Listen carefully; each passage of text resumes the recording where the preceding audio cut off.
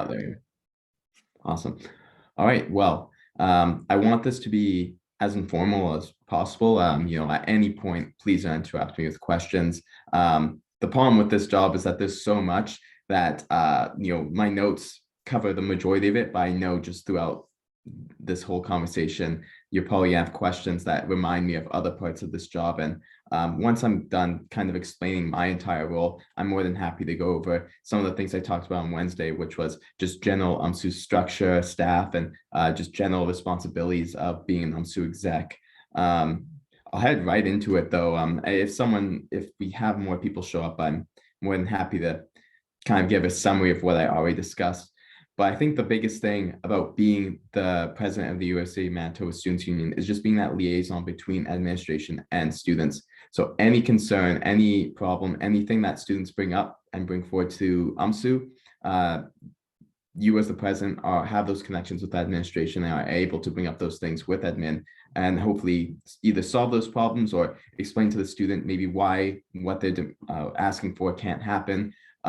It's a very much a give and take relationship with administration.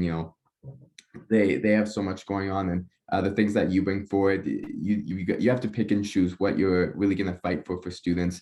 Obviously, the desire is to fix every single student problem, but of course, at the end of the day, administration has reasons why some things can't happen. Just plain and simply, I'll give the example of the University of Manitoba Students Union taking on the REIS program. That was something that the University of Manitoba was looking at for a whole 2 years, but near the finish line, realized that there was confidentiality problems, and that's where the university couldn't take it on, but luckily the Students Union could, and now we're able to provide students with that REIS program. But the biggest two people that you'll be working with within administration are Lori Snar, so Vice Provost of Students, and then Michael Benarash, of course. You're usually going, as the president, I usually meet with Lori about once every 2 weeks, but of course she's always willing to take a call at any time for me, and with Michael Benarash about once a month. Usually don't have to interact with Michael too much as Lori covers the majority of things, but having that working relationship with the president of the university is obviously a big responsibility, a big privilege as well. I'm very happy that the University of Manitoba has a good working relationship with their students union, unlike some other universities where it's seen as like conflict and like enemies of the administration versus students. But I'm very pleased with, I guess, what's been set up by UMSU in the past, and that we're able to have a really good working relationship with administration, as it leads to just a better collaborative effort and being able to get more things done, because there's that trust, there's that understanding, and overall great working relationship and wanting to do things for each other. Administration, just as much as UMSU comes to administration with asks, that administration comes to UMSU with asks, and being able to communicate to the students on ongoing things.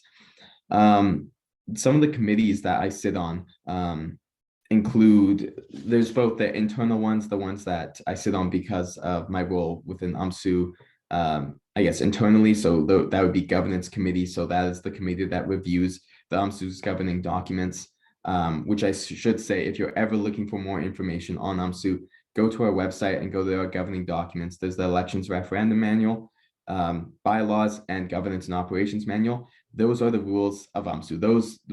That's the guidebook. That's going to tell you everything you'll ever need to know about UMSU. If you're ever in this, running for exec position, you want to know how to run and the rules there. And also, if you're ever in this role and you're ever confused about what you want to do, and I guess can't get a hold of your predecessor, those rules and regulations and those governing documents are your go-to. But the governance committee is the group of students that review that year in and year out throughout the year, bring forward suggestions on how to update our bylaws to better relate to our ever-changing world, our ever-changing campus. I sit on it as a non-voting member along with the Vice President of Finance and Operations, and we're there to give suggestions and overall aid them in whatever resources they need. If they need their suggestions to be looked over by lawyers, or they need the proper wording to be written out by some of our staff, me and the VPFO are there to assist the governance committee. The next one is finance committee. Again, sit there on a non-voting role. More than anything, I would say the president sits on the finance committee, just for an FYI. Not really there to give suggestions, as it falls more in the VPFO portfolio, and they are the one that actually chairs that committee. I also sit on the board of trustees. Same thing, more of an FYI situation. The voting members on that are the vice president of community engagement and vice president of finance and operations, and they are voting on the endowment fund of UMSU. So larger projects and overall just anything that relates to an endowment fund goes to the board of trustees, and the president sits on it to give suggestions and overall just make sure they know what's happening with that large amount of money. When it comes to then external, I should say, committees that you sit on, there's a ton, and I don't think a lot of students realize how many committees outside of UMSU that the president has to sit on. The biggest one is Board of Governors. They meet about monthly, but that is the governing body of the entire university. We think of Michael Brown as the president is able to make any decision, but no, it's the Board of Governors that oversees the whole operations of the university. They're the ones making the financial decisions and voting on. I guess I'll even give the example of this past strike. They were the one approving the amount of money that could be spent on professors. They were the ones approving what kind of things could be offered at the table. The Board of Governors is like the UMSU board in that it oversees the entire operations, and the president and all the vice provosts are overseeing day-to-day operations. But yes, as the UMSU president, I am one of the voting members on that board. There's also Senate, and Senate's a large body, lots of professors, lots of student senators. If more than anything, I'd say the president's role in Senate is similar to, I guess, sitting on the finance committee, in that they're there in an informative role, able to see what's happening there and then pass it along to students and communicate through the UMSU channels what's occurring at Senate in changing of the academic, I guess, what different classes and what different degrees are being changed throughout the year. I sit on 20 different university committees, but a lot of them don't meet that frequently. I'll just go over the main ones. The next main one is appeals committee. So this falls into representing students. As a student myself, one student is required at every committee hearing, and the committee of appeals is going over both admission appeals and academic dishonesty appeals. So when a student gets caught for cheating and they don't agree with maybe the punishment or the fact that they got caught in cheating in the first place, they feel they did not cheat, they can take it to the committee of appeals, and there they can present their case, and the professor or the dean presents their case, and you're required to sit through that and then work with the other members of that committee to determine is the punishment fair? Did they cheat in the first place? And you're almost like the jury in that sense. That occurs quite frequently, especially, I guess, during this COVID time where academic dishonesty is at all-time high. So sitting on that committee takes up a lot of your time. And in addition to that, there's appeals on just admissions. So if someone doesn't get admitted to a program and they feel like it was unjustified that they were rejected from the program, that's another committee that you would sit on and review the documents and figure out if in fact they were cheated out of being a part of or being admitted into the program. When it comes to representing students, there's that form, but there's also representing the entire 26,000 undergrad students to the government in both the municipal, provincial, and federal government. With municipal, it's pretty straightforward. It's usually about the UPass, as that's our biggest contract with the municipal government. But there's also stuff like environmental grants that we work with the city with to gain. And just by having Cycle, that was something that's been funded a lot by the municipal government. Provincial government is where we do our most work.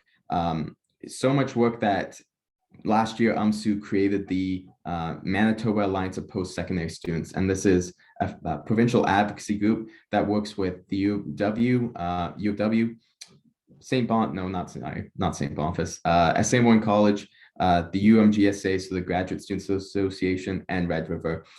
Collectively, we represent over 70,000 students, and we're able to use that kind of representation and our power to go to the government and really work with them on big things such as an international student healthcare proposal, asking the government to put our international students back on the provincial healthcare system so they don't have to seek private insurance.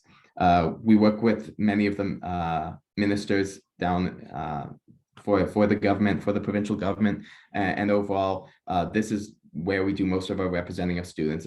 It's actually to the provincial government, and MAPS is a big task. I would say that's probably, in terms of overall what I do, MAPS seems to be the thing that is always my first priority, and that making sure that the working relationship with the provincial government, as well as the proposals that we put forward, are perfect. And I work with an advocacy team on that, so it's not just myself, it's also the vice president advocacy, and we have a research assistant that are constantly working on how we can better improve student lives within the province. Finally, there is federal advocacy. We just joined CASA, so that's the Canadian Alliance of you'll have to apologize. I have to apologize. I actually don't know the acronym. I'll probably look it up later, and I'll touch on it. But I'm just so used to calling it CASA, and it is our first year within CASA. I say that, and actually the CASA conference is going on right now. So currently, we should have been in Ottawa right now, but just due to COVID, they moved it online. All week, we've been meeting with members of parliament, asking for different things that help improve student lives. I think, to me, the biggest one is just the grants that the government is currently giving. Before COVID, it was around $3,000 was the maximum, and they raised it to $6,000 for till the end of next year, and we've been asking that they keep it that high, keep it at 6,000, as the average cost of tuition is constantly increasing and inflation is constantly going up. So just by being a part of CASA, we're with other student union execs from all over the country, and we go in and advocate federally to these members of parliament, asking for proposals that better improve student lives. So yeah, those are the different ways that me as the president represents students. Again, I would say that MAPS is the biggest one because that directly affects the University of Manitoba, the largest, as we are the biggest institution in the province. Another big role of mine is just being the spokesperson of UMSU. While UMSU itself is governed by the board of directors, and that's where the big decisions are made, when it comes to speaking to media, and again, speaking to members of parliament and MLAs, it is myself, as the spokesperson representing UMSU. I think a big challenge of this has always been, I have to put my personal beliefs aside, and I am representing UMSU. So whatever the board believes that's what I'm advocating for, and that's what I'm saying within these media requests. So for example, you'll get a lot of media requests in my position from the free presses that are always wanting to know what's going on with students and how are students feeling, and what's UMSU doing about the different problems that are occurring. So the free press reaches out a lot, but you also get media requests from CBC, CTV, City TV, sometimes even Maclean's has reached out. CJOB, actually, that's the biggest one, is you'll do a lot of radio interviews. Because the city and this province is just always interested in what's occurring at this post-secondary institution, and when they look for student opinion, they look to UMSU, and as the spokesperson, I have to speak on that. I'll go into that. I've covered most of that I've just covered is now all the external work, but internally there is, of course, a lot of things. The biggest role I think I hold internally is just chairing executive committee. Executive committee, we meet twice a week, and that is where, again, while the board make the biggest decisions, we are doing the day-to-day operations, and that's where we're meeting and coming up with decisions. And there's 5 execs, so there's 5 votes, and I only vote if there's a tie. That's the only time I get a vote, but that's when we're doing the biggest planning, most of our decisions, working together. We all have different portfolios, so when we come together, we have different views and are able to come up with different ways to help move the organization along and work on our day-to-day operations.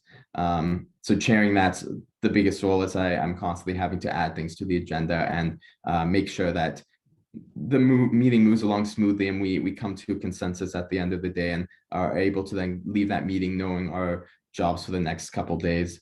I work with HR a lot. When it comes to, again, as the president, you're also kind of the boss of the execs and the exec assistant and the research and advocacy assistant. So just approving the vacation time and making sure that they're on task is a big part of my role, and working with HR when there is conflict within the team, to have HR step in and work out. Because again, as I said, there's 5 exec positions, so there's 5 votes in exec committee, and it's hard for us. We all come from different backgrounds, we all have different views, so it's very rare that we all come to a consensus and we all think alike on the same decision. So of course there's going to be differing opinions and butt heads, but at the end of the day, the best thing about UMSU that I found is that we are all able to make a decision after we vote and then work together to fulfill whatever we decided. And HR is there to also resolve conflicts. Conflicts don't, bad blood doesn't linger very long. Another part of me is because each vice president has their own portfolio. As the president, while I have my own portfolio, I also have a hand in all 4 of the different executive positions.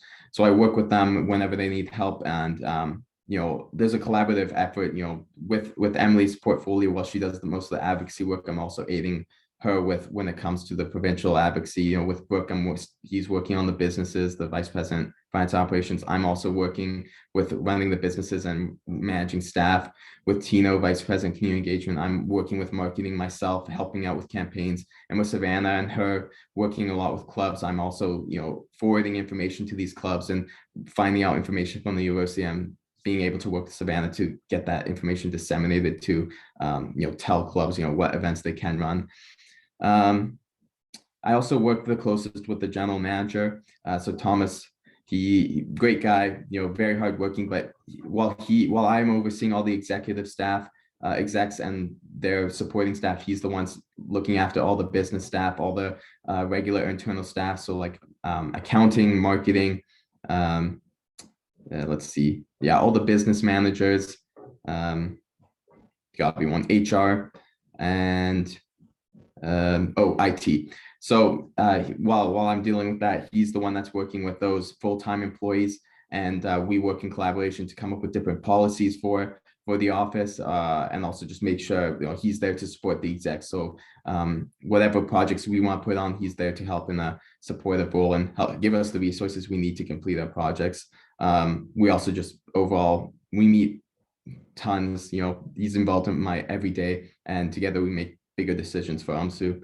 I kind of touched on this already, but just overseeing all the staff. While it is Thomas who's approving their vacation and working with their payroll, working with HR and their payroll, it is still the president who I guess has president and the exec who are making the final decisions on things.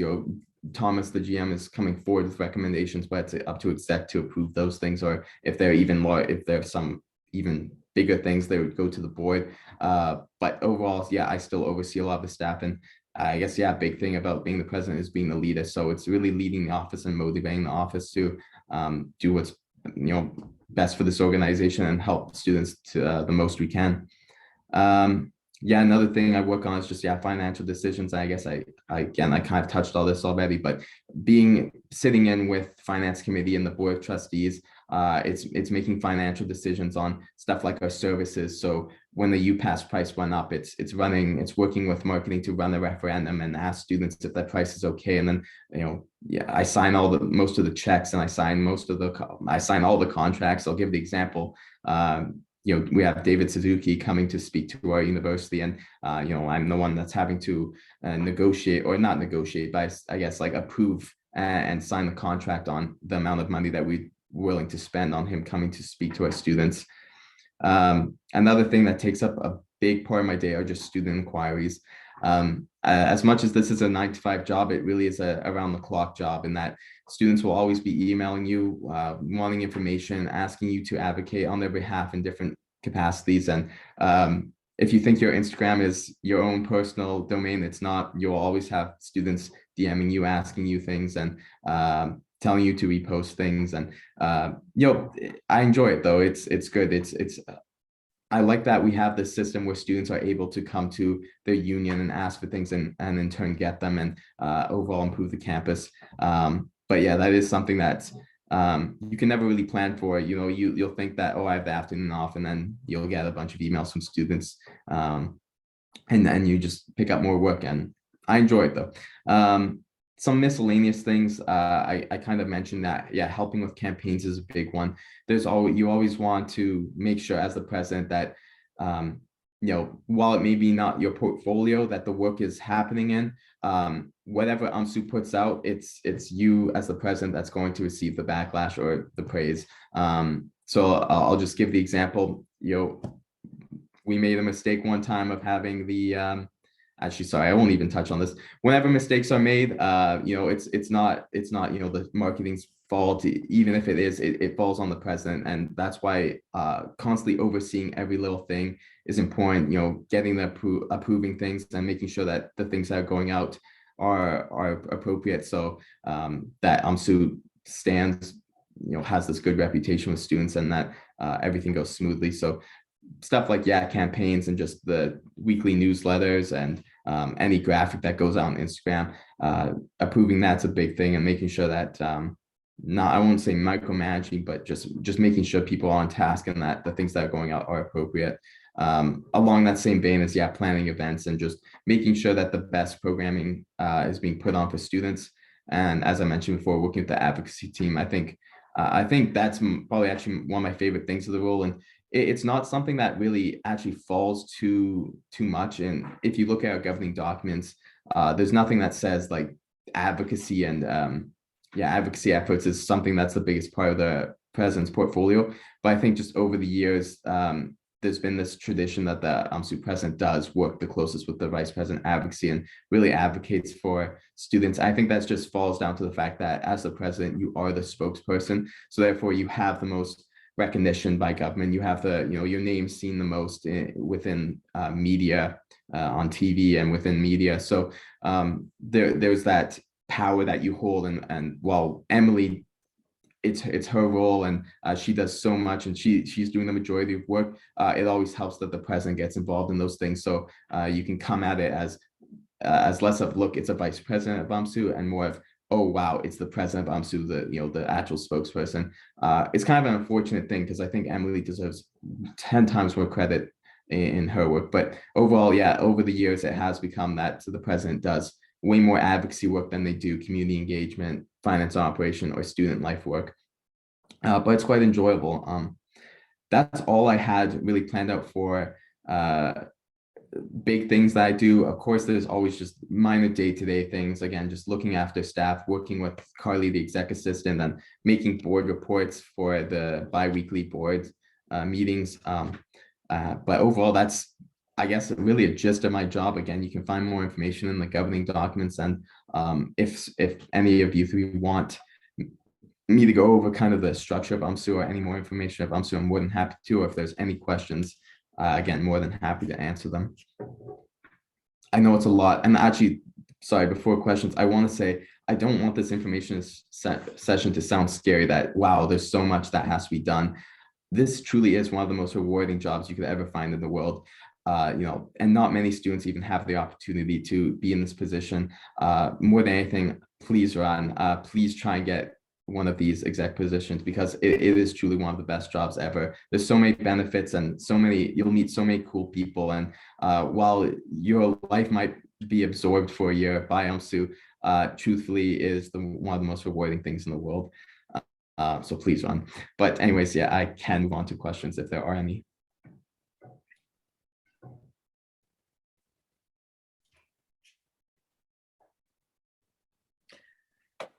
Brendan, I'm wondering if you could speak to the amount of time that you can spend on classes, for example, in a year, or if that's something you have to put aside. I know that some of these people have heard this answer, but not everybody. Just what does that mean for your schedule, that type of thing? Absolutely. So the old rule was that you could only take 2 in-person classes and 1 online class per year, but there were some problems with per semester, but there's some problems with that in that, some courses have labs, and now all of a sudden, from 9 to 5, you're less available than some other execs, and there's scheduling issues. So the rule is you're only allowed, out of the 9 to 5 work week, you are only allowed to have 5 hours of that time be dedicated to class. And then those 5 hours, even those 5 hours, you have to make up, after hours. I guess I'll speak firstly on the fact that this being a 9 to 5 job, it's a salary job. Of course, you're gonna get paid a salary, but it truly isn't. I wouldn't say it's 9 to 5 though, because a lot of the time you are going to be working after 5, and a lot of times, sometimes you won't even be starting work at 9. Board meetings always start at 6:30 on Thursdays, and there's committee meetings happen after hours, usually because students are in classes and all these committees are filled with students, so you're having to do it in the evening. And again, as I said, you're always going to get student inquiries on the weekend, media requests on the weekends, and it all does work out in the end. Again, that's why you're paid a salary, you're not paid hourly. It all works out in the end, and you'll find yourself, sometimes not even working some days because there's not much going on, and other days you're working 14 hours because there's just so much going on. Big news came from the university, and all these students are emailing you, and there's media requests. So when it comes to school, you can take up to 5 hours during, I'll give the example. So you could be in 2 classes, a Monday, Wednesday, Friday, 50-minute class is 2.5 hours. So I guess in that sense, you could have 2 classes during regular time. And honestly, you could then have 3 online classes, because those online classes don't have specific, times that you have to do it. That being said, my recommendation is you put your degree on hold when you come into UMSU, and many students have. Myself, every individual, maybe they only take 1 class or they take no classes.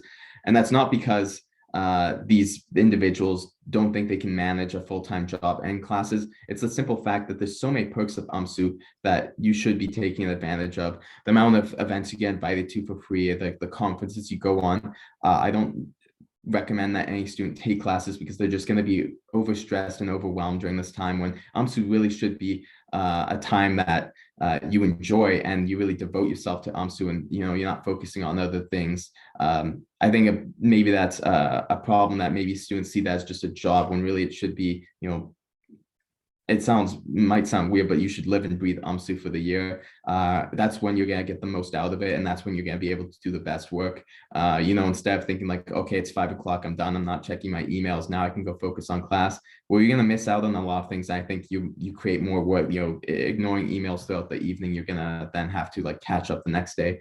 So just overall, you can take classes, but my recommendation is that you don't, or you only take 1, and you manage your time effectively. Again, it's a great position, and you have so many perks. So I don't know why you'd want to study in your evenings when you can be out having fun and meeting more people. And again, with representing 26,000 students, it's really a all-consuming job. And there's, again, so many opportunities just outside of work that you should be taking advantage of, and instead of just hunkering down and having to do all your classes in the evening. Awesome. Thank you for that. And maybe just to let people know, with UMSU, with this annual general election, there are 12 elected positions. 5 are for the executive positions, and there are 7 community representatives as well. And the term does start on May 1st, and it goes until April 30th the next year. So that's the timeline we're looking at. And maybe, Brendan, you could say something about what that looks like in the year and how that schedule looks. You mentioned some of the meetings are like the board of directors meetings every 2nd Thursday during the school year. What does that look like when it's not school time? That type of thing. Yeah, absolutely. And I'll try and really go over as much detail as possible when it comes to schedule. When you start May 1st, I'll be honest, the first month is going to be not overwhelming, but you're going to feel lost. There is a lot to UMSU, and that whole month of May is really set up to be your transition time. You're really just focusing on learning the position rather than getting things done, but you're also setting priorities for the year. So that's really when you're interacting with staff and getting to know them, and they're transitioning you. And by June, that's when, from June and July are really when you're doing the planning. Students who aren't really on campus, and you're mostly just figuring out the year. You're planning fall orientation, you're planning winter orientation. You're just setting your goals for the year. And during the summer, the board meetings are actually only once a month, as again, there's not much going on, and you're really doing a lot of internal work to set yourself up for success come the fall. Because once September hits, it's chaotic with just all the students there, and things pop up that you never expected. So really, the summer is a time for transitioning and setting goals for the year. This is also when you go on quite a bit of conferences. Again, just by being student union leaders, there's conferences with other student union leaders where you're bouncing ideas off each other and really learning how can we improve our union? This is a good time to review governing documents and see how can we better improve our union. There's staff changeover, you're hiring new people to really, again, set yourself up for the 8 months starting of chaoticness, starting like September 1st. August is a bit more of a busy time because that's when you really realize, oh, orientation's coming up and there's going to be all these events in September. Planning, really put your nose to the grindstone and start planning those things. I'll note that again, because with summer being a bit of a downtime, you do get half-day Fridays. That was always something nice, leaving at lunchtime on Fridays and being able to enjoy some of the sun.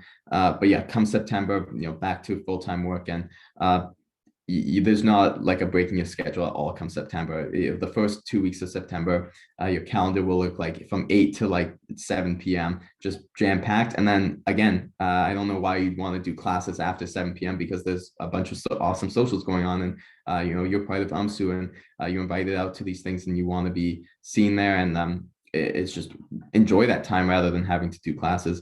Starting September, yes, it is weekly or bi-weekly board meetings. That's when a lot of the university committees start up too, as over the summer, a lot of university administration take their vacation. So those committees aren't really running. But yeah, come September, everything goes to normal, in that you'll have your university committees happen weekly or bi-weekly. I'm so sorry, I forgot one of the biggest committees I sit on. That's the COVID Recovery Steering Committee. So 2 hours every Thursday morning, I'm in that room making decisions on what's the best way that the university can help stop the spread of COVID, and what's the best way that we can get students safely into our campus. And that's just it's a perk, and it's also just a big responsibility. The perk being you get all the information early on what's going to be happening to the university, and then but then it's a big responsibility because you're now in charge with disseminating that information to all students. Going back to the scheduling, you don't get reading weeks off. That's only for students, but you do get the winter break off. So you'll be off from around like December 20th to like January 5th. You get those 2 weeks off as the university is closed. Therefore, UMSU is also closed. Also, I should mention you do get 15 days vacation. My best suggestion is to take them in the summer, because it's really hard to take them when the school year is going and a lot of things are going on and students are back. I feel like I've answered everything when it comes to, I should say, when the elections come around, a big part of my role is what I'm doing right now is just getting students engaged and getting them involved, so to hopefully run, and helping Bridget and the CRO in I guess, getting students engaged. Come April, that's when things get busy, but in a different way. You're less focused on day-to-day operations and doing things for students, and you're now focused on transitioning the next team. By March, usually the next team is coming in, so you're spending your April transitioning that person and making sure that there's continuity from one exec team to the next. So most of April is wrapping up projects, and that's when thankfully students are usually doing their final exams, so you get less student inquiries. But it's really a crunch time of, here are the projects I've started, let's see if I can push them towards the finish line, and let me wrap up any loose ends and also train the next exec team. I think I covered most of the scheduling, correct? I don't know if I missed anything, Bridget. No, that's awesome. Great. You mentioned challenges, perks, that's all good. Mohammed, Sahand, and Jaron, what questions do you have for Brendan? Is there anything you need more clarification on? Yeah, sure. I had a question. So I was wondering, how does the executive members as an international student resonate with the tight schedule you mentioned? Because since most international students have to have a limited amount, like they have to have a minimum amount of courses over the year, how does that reflect for the year you are being an executive member? Yeah, so this is a very interesting question. If you had to take those classes, my best advice would just take the easiest ones possible. If you really have to be in those classes, and do them the ones that are evening classes or online classes, so it's really not interfering with your during the day scheduling, as our executive assistant Carly's gonna lose her mind having to try and schedule all 5 of you for exec committee meeting, and you all have different classes. That being said, and I don't know how he was able to do it, but Tino Dogo right now, he's an international student and he was not in any classes this past fall. I'm unsure how he's able to pull that off. I asked him about it, and apparently he said that some workaround of like doing classes, like 6 classes at one time and then not having to do like 3 later. I don't know how.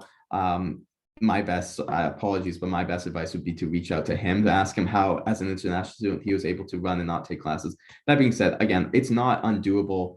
It's not impossible to be on UMSU and do classes. My best advice is just, it's best to take advantage of being in this position and not take classes. Again, it's very doable, and just with effective time management skills, easily pulled off. And yeah, I guess even if you took classes that didn't really have any labs, I think you'd be good more than anything. I think what it came down to was the old rule didn't take into account labs, and just execs would be gone for like 3 hours of the day in the lab, and that just really interfered with the workday. So more than anything, yeah, take classes, completely fine. I believe that question was asked during another session, and I think one of the answers somebody gave was that there's they could talk to the international, like there's an association that helps with that and sort that out, what kind of extra things you can do if your class or your schedule has to be reduced. So I believe if you reach out to what is the association called? Would you know, Brendan? Well, there's 2. There's the Students International Association? Center, which would be the actual university, and then there is the I believe it's ISA, which is in, I believe that's what. So there is like the one that falls under UMSU, but I think what would be more appropriate is each reaching out to the university's international center, International Student Center, and they would be able to help out with that. Yeah, sounds good. Yeah. And I believe that I have Tino's email address corrected there, vpce@mc.ca. Is that correct? That is, yes, that's correct. And advocacy, I believe that also that would be maybe one area where if you reached out to Emily, is it Emily that does? Yeah.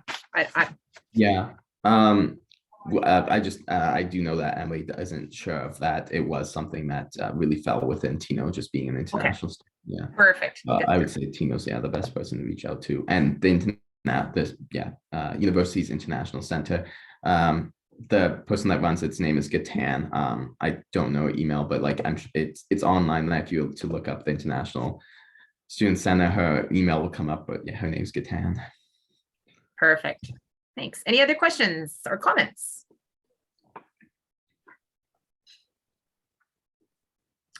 Nothing yet.